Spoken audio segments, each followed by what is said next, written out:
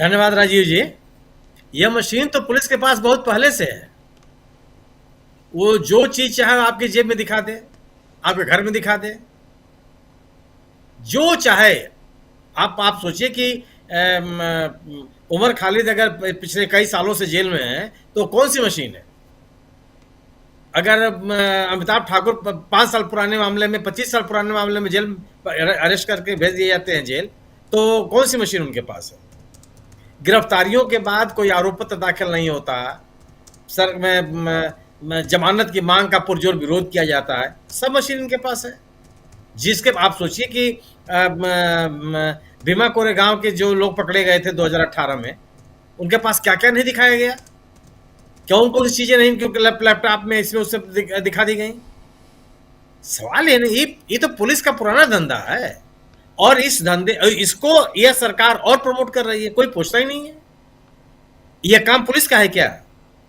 किसी नागरिकों के बारे में पूछताछ करना ये पुलिस का काम है। ये पुलिस का काम तो ये जिम्मेदारी नहीं दी कि उनका मैंडेट तो नहीं है। कोई संज्ञान ले रहा है इसको? क्योंकि पुलिस के दबाव में ही इस तरह की गतिविधियों को चलाना है। और जो बात आप कर रहे हैं कि इंदौर में जहरीला पानी पीने से लोगों की मौत हो गई, वहां का प्रशासन स्वीकार कर रहा है कि 200 से अधिक लोग अभी भी अस्पतालों में भर्ती हैं। तो आप भारतीय जनता पार्टी की सरकारों में लोकहित के काम, जन स्वास्थ्य के काम कब प्राथमिकता में थे? यह सरकार कब बताती है कि हमने लोकहित के इतने काम कर दिए? वो बताती है कि हमने मंदिर का कॉरिडोर बना दिया, वो ये बताती है कि फला मंदिर का पुनरुद्धार कर दिया, वो कहती है कि जितने पोस्टर बैनर हैं उनको गेरुआ केसरिया रंग से रंग दिया जाए। प्रधानमंत्री जी की प्राथमिकता है कि अयोध्या के मंदिर पे पहले ध्वजारोहण हो जाए, मंदिर का निर्माण समय से पूरा हो जाए। आप कब सुनते हैं इस बात को? जो उमा भारती जी गवर्नेंस के इस मुद्दे पर इतनी गंभीर हैं, कितने महीनों बीजेपी इनको शासन में रहने दी थी? कितने महीने मुख्यमंत्री रह पाई थी? हटा दी गई, और आज तक फिर इनका पुनर्वास नहीं हो पाया। नई पार्टी बनाने के लिए मजबूर हो गई। किसने सुना? जब जिसने किसी भी व्यक्ति ने, क्या भारतीय जनता पार्टी का कोई व्यक्ति गवर्नेंस की बात कर रहा है क्या? चाहे आप दूषित पानी से, आप इस देश का कौन सा ऐसा शहर है जहां पानी बिक नहीं रहा है? जो जल आपूर्ति की सामान्य सुविधाएं होती हैं वह बहुत मजबूती के साथ प्रभावी है। कोई ऐसा शहर का नाम बता दीजिए। गांव में पानी बिक रहा है, और पानी बेचने के धंधे बड़े पैमाने पर चल रहे हैं। इस सरकार में यह प्रक्रिया और तेज हो गई।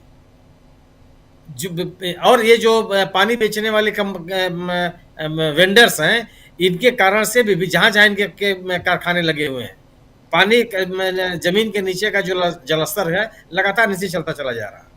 कोई देखने वाला नहीं, चल रहा है। और आप सोचिए कि इंदौर शहर में, जिस इंदौर शहर में यह दुर्घटना घटी, वहां इसको आप बाकायदे सफाई का जो आपका राष्ट्रीय सर्वेक्षण होता था, उसके आधार पर 8 सालों तक आप इसको पुरस्कृत करते रहे। वो कौन सा सर्वेक्षण है? उस सर्वेक्षण का आधार क्या था?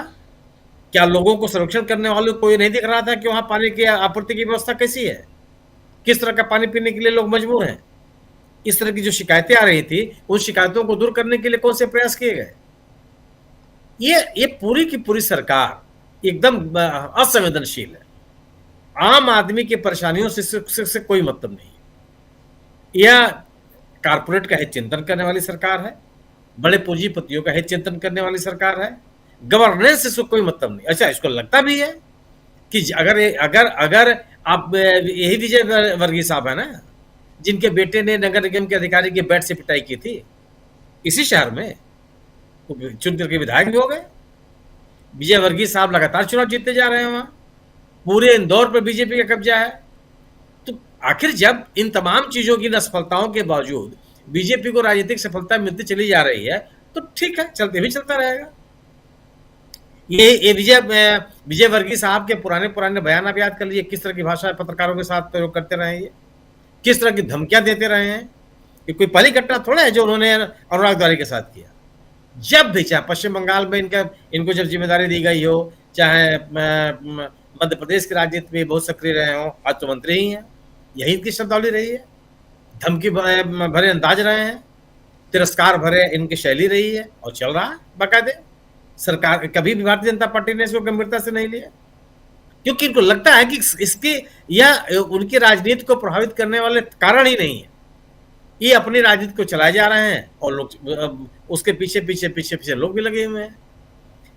उत्तराखंड की जो घटना, उत्तराखंड के लोगों ने जो प्रतिकार किया है वो बहुत ही प्रशंसनीय है। अंकिता भंडारी का मसला हो, चाहे अभी हाल की एक अन्य महिला के साथ की घटना हो, उसमें जो जिस तरह की नाराजगी उत्तराखंड के लोगों ने व्यक्त की और लगातार व्यक्त कर रहे हैं, यह एक बदला हुआ राजनीतिक माहौल है जो भारतीय जनता पार्टी के लिए चुनौती है। भारतीय जनता, आप सोचिए कि जो धामी साहब ने त्रिपुरा के उस लड़के के पिताजी से बात करने की कोशिश की, जिस शैली में उन्होंने बात की और बाकायदे उसका वीडियो वायरल किया, ये संवेदनशीलता है क्या? किसी के दुख में शामिल होने का ये तरीका है? उसके दुख को कम करने की एक कोशिश है। पीड़ितों जो आरोपी हैं उनको दंडित करने का ये तरीका है। आप ये कह रहे हैं कि जो मुख्य आरोपी था वो नेपाल का नागरिक था, नेपाल भाग गया है, लेकिन हम पकड़ने का प्रयास कर रहे हैं। अरे कैसे भाग गया? आप उसको भागने कैसे दिए? ये कोई घटना तो ऐसी नहीं थी ना, दिन दहाड़े हुई थी सबके सामने, क्यों निकल गया हो? और आप उसको एक्सक्यूज बना रहे हैं। और आज तक आपने कौन सी कार्रवाई की? ये एक बहुत ही गैर संवेदनशील तंत्र चल रहा है इस समय। और जहां भी भारतीय जनता पार्टी की सरकारें हैं वहां इस तरह का ही आपको तंत्र दिखाई पड़ेगा। क्या जो पिछले साल कुंभ में जो लोग की मौत हुई थी उनकी संख्या आपको पता है? आप कह सकते हैं कितने लोगों की मृत्यु हुई? सरकार तो 30 बताती है। सरकार तो 30 बताई 2 दिन 24 घंटे बाद। आप सोचिए, आप 24 घंटे के बाद, और 30 की संख्या आगे नहीं घटी, पीछे भी नहीं घटी। नहीं, वो बिल्कुल फिक्स है 30। घायलों की संख्या के बारे में आज तक कोई बात नहीं हुई। पहली बार, मतलब मेरी जानकारी में तो नहीं है कि जो राहत दी जाती है वो नगद पैसा दिया गया। एक तरफ आप डिजिटल इंडिया बना रहे हैं, लोगों के खाते खोल रहे हैं कि लोगों के खातों में सीधा पैसा भेजा जाएगा, बीच में कोई भी ह्यूमन इंटरफेरेंस नहीं होगा। और दूसरी तरफ जो लोग प्रभावित लोग हैं उनके घरों पर जाकर के पुलिस सीधे नगद पैसा दे रही है। तो एक ऐसा तंत्र विकसित करने की कोशिश की गई है जिससे सरकार के ऊपर, सरकार को बचाने के सभी प्रयास किए जाते रहे, कोई उंगली न उठने पाए। एक ऐसा तंत्र बन गया है, एक ऐसा माहौल बन गया है जिससे कि सभी त्रस्त है। आप इंदौर की घटना के लिए क्या कोई जिम्मेदारी लेने के लिए तैयार है? अभी तक कोई बात कर रहा है कि कौन व्यक्ति जिम्मेदार है, किसके खिलाफ कार्रवाई होनी चाहिए? ये क्यों होता? पानी कोई ऐसी चीज नहीं है ना, पानी की आपूर्ति ऐसी चीज जो अचानक हो जाए, वो उसके बारे में बाकायदे लोग शिकायत है और शिकायत किए हैं भी है।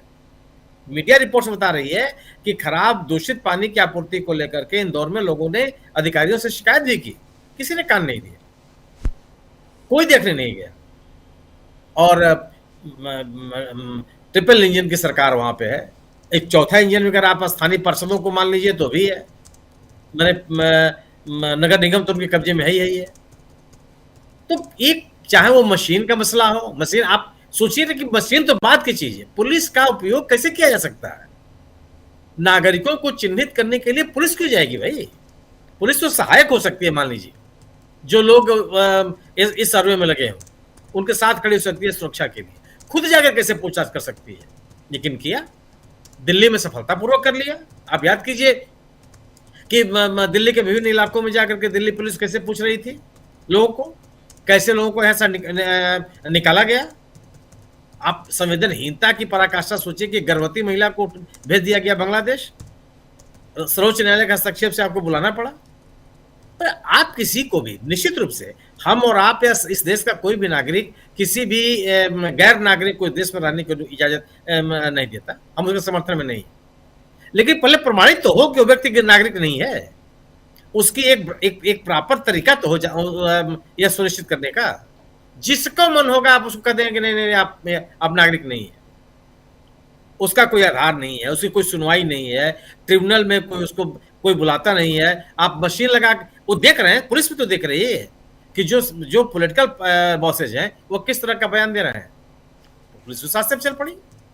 आप जो बात कर रहे हैं छत्तीसगढ़ में, आप मॉब लिंचिंग की किसी भी घटना को लेकर के देश के किसी कोने में जहां भारतीय जनता पार्टी शासन में है, कोई कार्रवाई होते हुए आपने देखा? इखलाक के मामले में सरकार, यही उत्तर प्रदेश की सरकार, उन मुकदमे को वापस लेने की बात कर रही है अदालत में कि मुकदमे वापस लिया जाना चाहिए, और यह मुकदमा वापस ले लिया जाएगा तो सांप्रदायिक सद्भाव बनेगा। उसमें एक तर्क है जो अदालत में अनुरोध पत्र दाखिल किया गया। जब सरकार इस प्रवृत्ति की होगी, इस दृष्टिकोण की होगी, तो भीड़ के ऊपर क्या असर पड़ेगा? अगर आप मॉब लिंचिंग की घटनाओं में शामिल लोगों के खिलाफ प्रभावी कार्रवाई करते हुए दिखाई पड़ते, देश के किसी कोने में कोई व्यक्ति कोई भीड़ किसी के ऊपर हमला नहीं करेगी। सबको लगेगा कि कोई ना कोई कार्रवाई हो सकती है। आप पिछले दिनों जितनी घटनाएं हुई हैं, आप किसी मामले में बता दीजिए कि कोई कार्रवाई हो, किसी की पहचान की गई हो, उनको दंडित किया गया हो, उनके खिलाफ प्रभावी कानूनी कार्रवाई की गई हो। क्यों? अब जब ये किसी के खिलाफ कार्रवाई नहीं हो रही, तो छत्तीसगढ़ में भी यही हो गया। छत्तीसगढ़ का तंत्र उनके साथ है। आप उस घटना के बाद भी क्या अभी तक कोई बयान आया क्या कि कौन लोग हैं और उनकी पहचान की जा रही है या नहीं पहचान की जा रही है? जी, लगभग देश के लगभग सभी जिलों में अरबों रुपए खर्च करके आपने सीसीटीवी कैमरे लगवाए हुए हैं। आप कहते हैं कि जगह जगह कैमरे लगे हैं, आप उसको आधुनिकतम सुरक्षा व्यवस्था का नाम देते हैं, आप पहचान नहीं कर सकते? ये बड़े सवाल हैं। दरअसल संवेदनशीलता की उम्मीद भारतीय जनता पार्टी की सरकारों से करना बहुत बेमानी है। बिल्कुल बेमानी इसलिए भी है कि इनके गवर्नेंस में आम आदमी प्राथमिकताओं में नहीं है।